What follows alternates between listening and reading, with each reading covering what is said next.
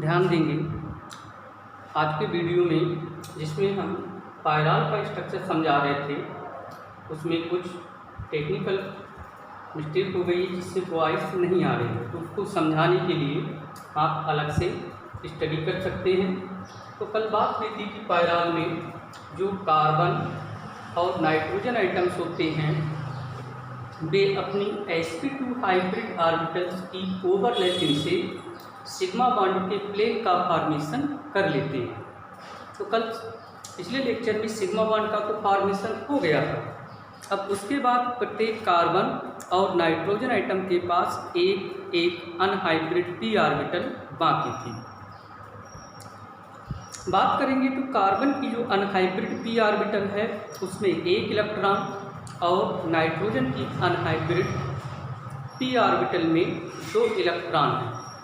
ये जो unhybrid orbital होती हैं, इस सिग्मा बॉन्ड का जो प्लेन होता है उस प्लेन के परपेंडिकुलर आधी ऊपर आधी नीचे प्रेजेंट रहती हैं, जो एक दूसरे से साइड वाइज ओवरलैपिंग करके एक पाई मॉलिक्यूलर ऑर्बिटल का फॉर्मेशन करेंगे, है ना। देखेंगे आप कि इस टाइप से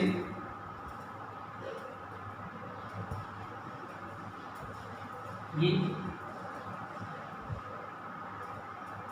आपका हो गया सिग्मा बॉन्ड का प्लेन, जिसमें नाइट्रोजन की ये sp2 हाइब्रिड ऑर्बिटल है जिसमें 2 इलेक्ट्रॉन, साथ साथ में ये कार्बन की अनहाइब्रिड p ऑर्बिटल हैं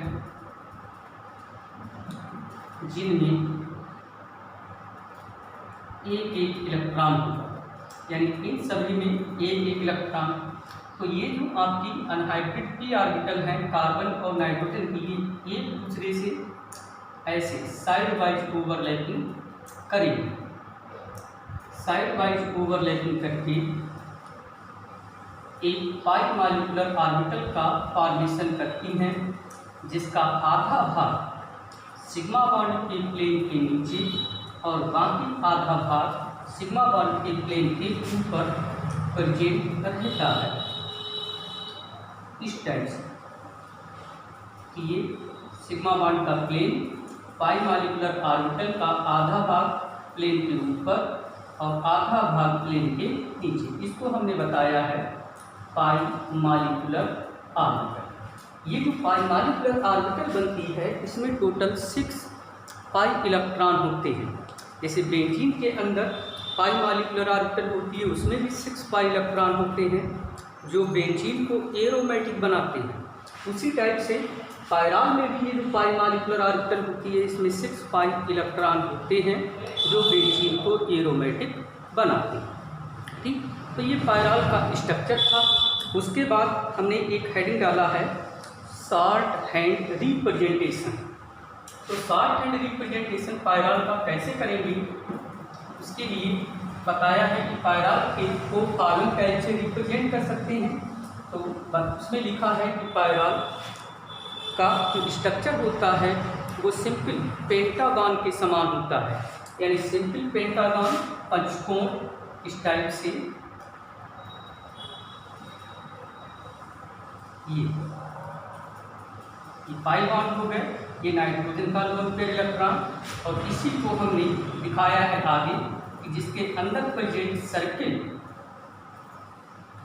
इसके अंदर एक सर्किल बनाया है।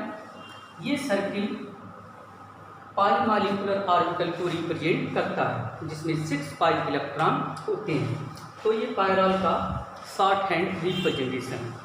उसके बाद पायराल की रेजोनेटिंग स्ट्रक्चर पर बात हुई है, तो उसमें अब भी लिखा हुआ है रेजोनेंस कॉन्सेप्ट में कि रेजोनेंस कॉन्सेप्ट के अनुसार पायराल 5 रेजोनेटिंग स्ट्रक्चर का रेजोनेंस हाइब्रिड होता है। रेजोनेटिंग स्ट्रक्चर जिनको आप पढ़ते हैं कि रेजोनेंस के अनुसार रेजोनेटिंग स्ट्रक्चर में एटम की पोजीशन समान रहनी चाहिए और केवल पाई बॉन्ड या लोन पेयर इलेक्ट्रॉन की पोजीशन चेंज होनी चाहिए। तो ऐसे करके लोन पेयर इलेक्ट्रॉन और पाई इलेक्ट्रॉन की पोजीशन चेंज करके पायराल के लिए 5 रेजोनेटिंग स्ट्रक्चर लिखी जा सकती हैं। यानी इसका जो रेजोनेंस हाइब्रिड होता है वो इन 5 रेजोनेटिंग स्ट्रक्चर का एवरेज होगा, जिसे कहेंगे रेजोनेंस हाइब्रिड। इनको अच्छे से देख लीजिएगा कि ये लोन पेयर इलेक्ट्रॉन यहाँ से यहाँ गया, है ना, फिर इसके बाद ये यहाँ गया, ये स्ट्रक्चर बन गया। अगली बार में ये यहाँ गया तो ये पाई बॉन्ड यहाँ पर आ गया, तीसरा स्ट्रक्चर। अगले स्ट्रक्चर में ये कार्बन नाइट्रोजन के बीच आ जाएगा यहाँ पर, तब ये पाई बॉन्ड उठ करके इस कार्बन पर, चौथा स्ट्रक्चर। अगली बार में लोन पेयर इलेक्ट्रॉन यहाँ, तभी ये उठ करके इस कार्बन पर पहुँचेगा, ये पांचवा रेजोनेटिंग स्ट्रक्चर।